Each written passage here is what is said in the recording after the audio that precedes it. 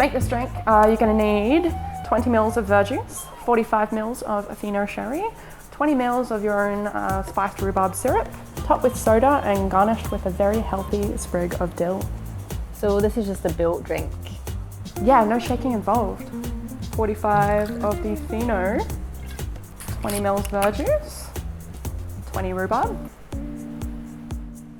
and now ice.